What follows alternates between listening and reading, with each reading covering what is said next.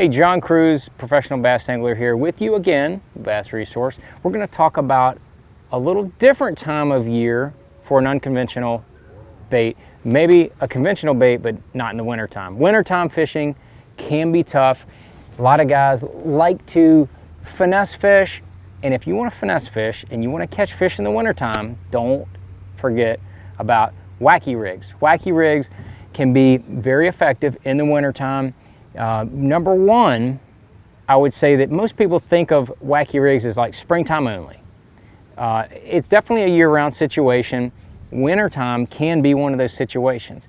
So really kind of the first and foremost place that I'm thinking when I think about wacky rigs is on vertical type structure. We're talking bridge pilings, deeper docks, faces of dams, places like that, those fish are going to be able to move vertically up and down in the wintertime, because that's the thing about the wintertime. Bass is the largest member of the sunfish family. They love the sun. They like to feel the heat of the sun. So in the wintertime, they like to be able to move vertically to be able to warm up.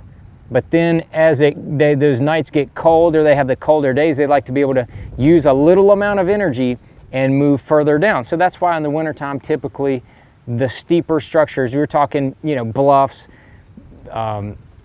deep docks, bridge pilings, where those fish can move vertically very easily, that's the kind of places you want to look. Well, if you're going to be going to one of those kind of places, a wacky rig, especially a weighted wacky rig, like this Gamakatsu wacky head, I'm going to probably use a 3/32 or an 1/8 ounce with a weighted style worm, like a Missile Baits 48. I like something with a little bit of flash in the wintertime. I think it kind of gives them that they eye and kind of key in on stuff that's got a little more flash, kind of that bait fish mentality. This is Green Pumpkin Flash, one of my favorites in the wintertime. Good, stained water, clear water, either one. But I'm going to be throwing that to those vertical type structures and letting that bait fall, free fall all the way down, looking like a dying shad, looking like something coming down through the water column. And that's what those fish are. They're waiting for that easy meal as they're out there warming up.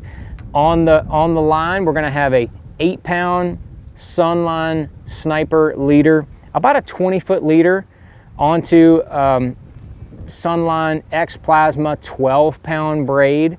That's usually what I'm going to have on the spool of my spinning reel. A 3,000 size Daiwa ballistic or similar type spinning reel.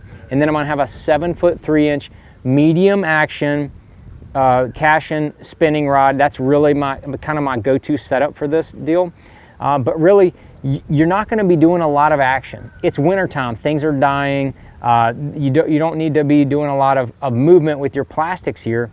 So you're just going to throw it out, let that bait slowly go down those bridge pilings, those deeper dock pilings, bluffs, things like that. Just let that bait go all the way down 15, 20 feet deep. Let that thing go down.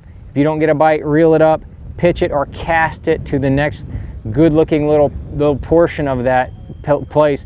And then it's amazing once you kind of like get a couple bites and then kind of get a feel for where those fish are in the water column. Sometimes in the wintertime, they're going to be shallower. They'll be 5 to 10 feet deep. Sometimes in the wintertime, maybe it's a colder day, maybe it's not as, a little darker day. They might be in that 15 to 20, even 25 feet of water.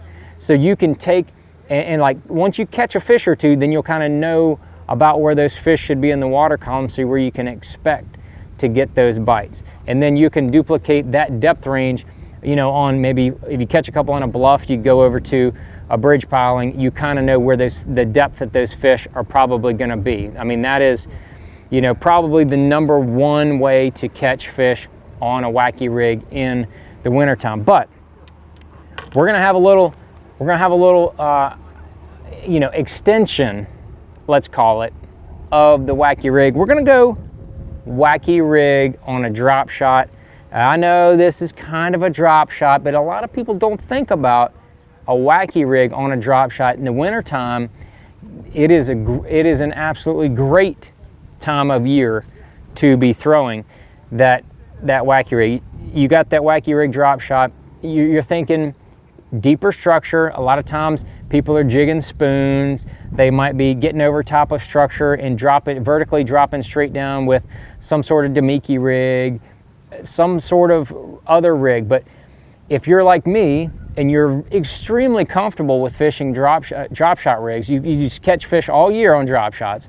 Wintertime can be a great one, but go ahead, take that bait and wacky rig it. Take that worm and wacky rig it. We're gonna have a Gamakatsu hook on there. That is a TGW octopus hook.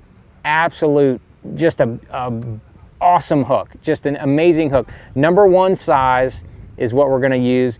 We're gonna have either an 8 or 10 pound leader. I don't think that makes a big difference, but it's a Sunline Sniper again. About a 20 to 22 foot leader. On the business end, we're gonna have that Missile Baits Magic Worm again, 4 or the 6 inch, kind of depending on the situation. Some lakes, they have the real small bait. Sometimes you want a little bigger profile. Passion Shad is probably going to be my number 1 choice to start with. You can try some of the darker colors, and don't be afraid in that winter time to switch to a crawfish color. I know, right? Crawfish are hibernating in the winter. Shh, the bass don't know that. They don't.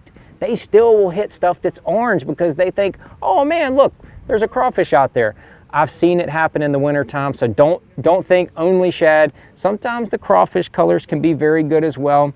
But then going down into the rest of the setup, we've got the spinning reel, the 2500 or 3000 size Daiwa spinning reels. What I'm going to be using, 12 pound Sunline X Plasma braid, and then I'm going to have my favorite Cashin Icon drop shot rod. It's a 7' 4 inch, very soft tip. That is very important. And then you've got the little the weight keeper down there so that you don't have to have your drop shot weight banging around on your rod. But that's really the setup. And what you're going to be looking for is, like I mentioned before, those vertical type situations. You might have a point, they're not always on docks, deeper docks and bluffs, things like that. Sometimes they'll be on points, especially the points that go out there in the middle of the lake and then drop.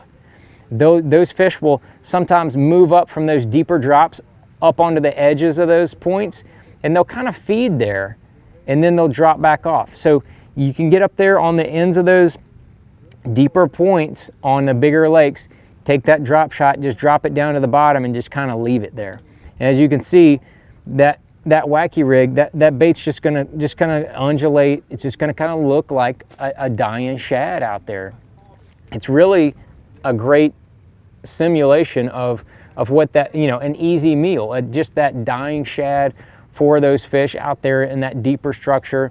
They're used to stuff going, zinging by their head, jumping up and down. If you're more confident with that drop shot, don't forget about that wacky rigged drop shot in the winter time. Get around those areas where the bait fish have gotten deeper. They're started to congregate, because I can promise you the bass will be in those deeper areas as well. So those are really the 2 main wintertime wacky rig tactics that I like to use. I've caught a bunch of fish both ways in the wintertime, and that's right, when nobody else is really fishing the wacky rig. That's kind of the key for what we're all looking for, is that little edge, that little secret, that little tip that can help us catch a few more fish. So if you have any other tactics, or you have anything you want to add, you have like your favorite bait on one of the wacky rigs from what I mentioned, please drop it down there in the comments below. We want to hear what you have to say, and if you have any questions, let us know that as well, and we'll try to do our best to answer.